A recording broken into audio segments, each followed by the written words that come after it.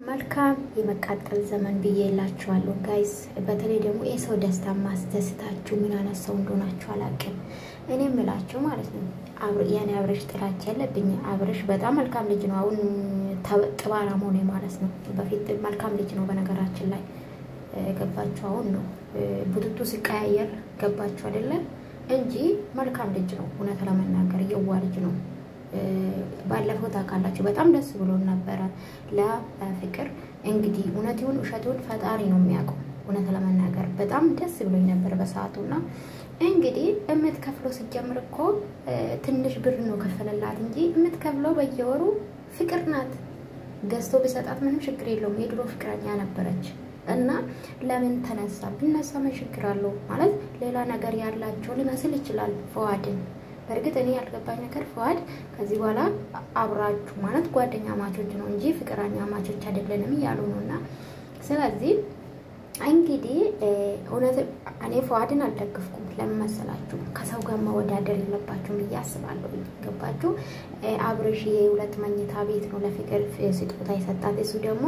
ያራት ምንድነው የሶስት ነበር እሱ ያኛ ደግሞ ያራት አረግ ይመስለኛል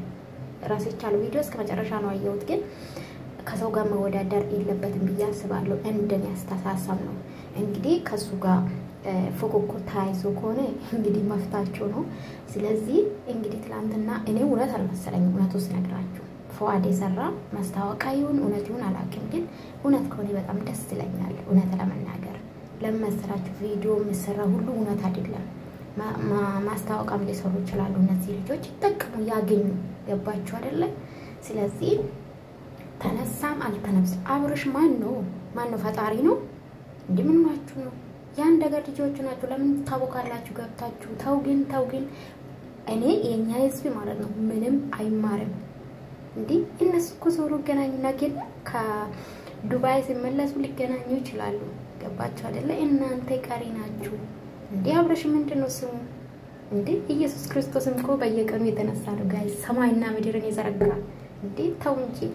ፍቅርዬ ግን በጣም ነው ደስ አለኝ በነገራችን ላይ ግን ያስተዋይ ማለት ነው ንግግር አመችልበት ንግግር ምታቅ ምን ማውራት እንዳለባት ምታቅ የተማረች ልጅ ናት በነገራችን ላይ ፍቅር ከማንንም ጋራ ልትወዳደርም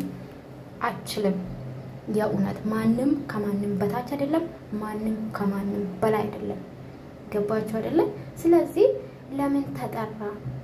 እንዴ ነፃ መሆን አለበት ለህዝቡ ለዛ ነው